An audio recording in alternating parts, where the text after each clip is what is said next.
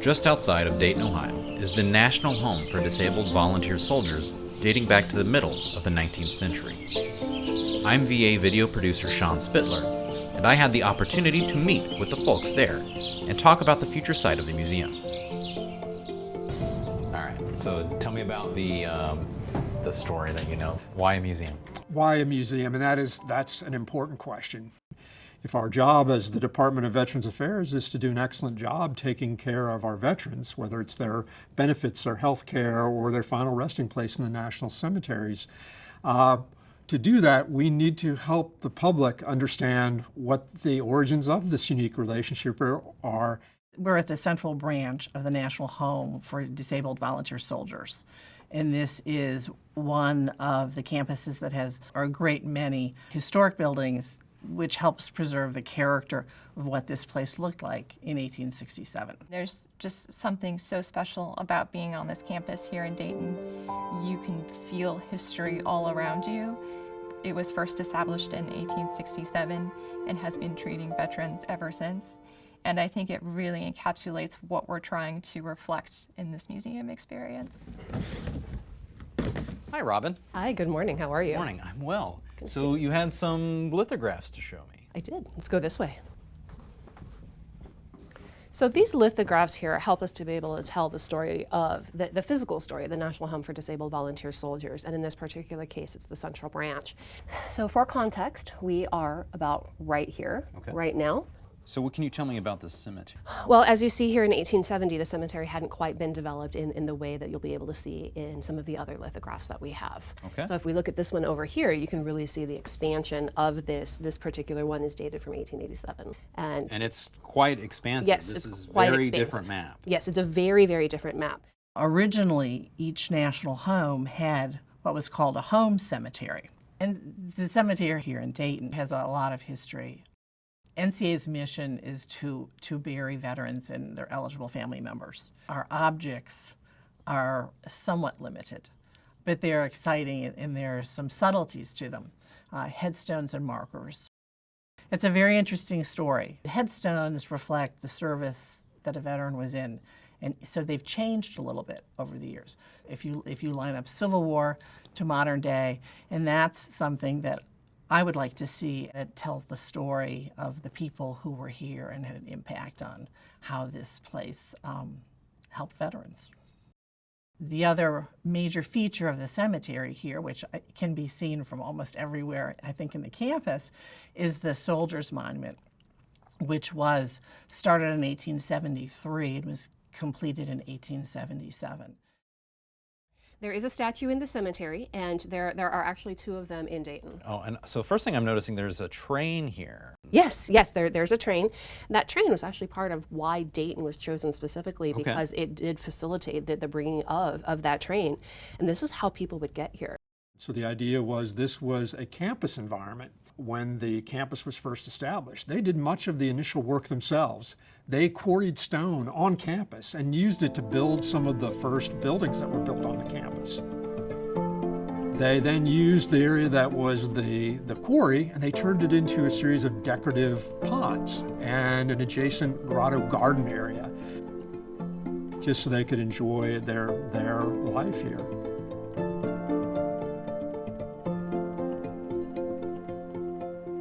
The bridge, the cemetery, the pond, the gazebo, it all felt like I was walking through a place where history was alive. But the day was young and there was more to see. In telling the stories, we want to share those through the eyes of the veterans who received care and the providers who provided care. And we have a wealth of objects that we can use to tell those stories. Kurt. Hey, Sean. Nice to meet you. Nice to meet you. So you have some things to show me today? I do. Where are we going to get started? So we like to refer to them as creepy dolls, but really they're a very important tool for early medical training. So these are for rehabilitation services. So it shows healthcare professionals how to do traction on particular parts of the body, and we have several of these. And what is traction? Traction is to immobilize a part of the body and get it to heal properly. So here they're isolating the arm. Correct. And what kind of exhibit would we find this artifact? So in this case, we might have an exhibit with a breathing doll for doing CPR. Okay. It could be a doll for intubation, of how do you put in an intubation tube. The intent was to give someone who is new to the healthcare services an idea what it looked like before they started doing it on a person. Got it. The VA has produced some amazing inventions throughout history that have really changed the course of history for not only veterans and Americans, but the world at large. All right, so I can't help but notice this really interesting contraption in the room here. It looks like a wheelchair, but it's a little different. What can you tell me about this artifact here? So it was made by the Gendron Wheel Company here in Ohio. Okay. They made a lot of wheelchairs that ended up in VA facilities. This one is interesting because it uses the same chain-driven technology as a bicycle. So it's a very simple adaptation of that technology. I think now technology has advanced past, and now we have titanium ones that people race in, ones used for basketball. I have seen some similar to this in a certain type of racing configuration. Yes, the ones that are kind of between your legs, they still do the overhand racing, and that shows how good a technology it is and how effective it is. Right. They're still using it. Our VHA historian is working on coming up with a plan of what are the seminal key ones that we want to collect to show how mobility innovation has progressed over time. Well, that's very cool. You have something like wheelchairs that show how veterans many, many years ago got around, provided, ambulatory care. And then you have something like wheelchairs that are being created and invented today. And I would love to juxtapose some of our old artifacts with some newer artifacts to kind of show that continuum of care, to show how things have changed over time and how they haven't. So I would love to get visitors into that environment in which they're able to really feel what it's like to be a researcher who is creating some of these groundbreaking things. Obviously we live in the present, we look to the future, but both are shaped by, what happened in the past. With VHA, they have, kind of medical devices and instrumentation. Cemeteries, they have, the physical sites, and they have gravestones and all these other things. And VBA is more of a, most of the artifacts are just like pieces of paper. So, it's just documentation. So, how do you make that interesting and kind of bring it alive to visitors? I mean, they can only look at so many historic pieces of paper. So this is very large. Very large and very heavy. Well, I'm noticing this is very well written, very legible. Yes, very legible, because this was indeed the permanent record, and because it was a prison log, this also went in front of the judge. This particular docket is, as you see, an offender's docket. Okay. So each of the homes, and this was the Mountain Home branch of the National Disabled Volunteer Soldiers, would record who was being put into the penitentiary. Right. And there was indeed a penitentiary. Primarily, they were what one might commonly call the drunk tank. So we see here that this is July 1908. So let's look backwards and see just how big of an issue that actually was. Right. This is 1906, right? And you saw that I picked up a good 3/4 inch amount of paper. Drunken disorderly, drunken fighting, drunken disorderly in the powerhouse. I think, it would be of interest to veterans today because it helps them just kind of gain some perspective understanding of this is why the system is as it is today. So is there any historical connection between what we're reading here and what's happening now? Right, so we see that we have a long history of substance abuse issues among the veteran population. Okay.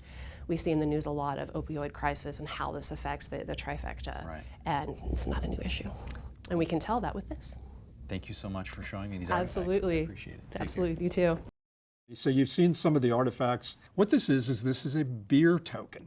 And this beer token dates from the mid-1800s.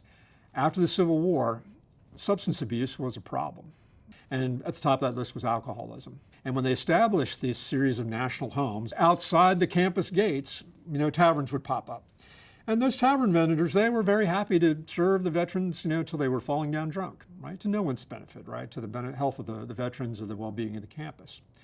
And at the Leavenworth, Kansas National Home, the director there got the idea that, hey, why don't we have a beer hall on campus?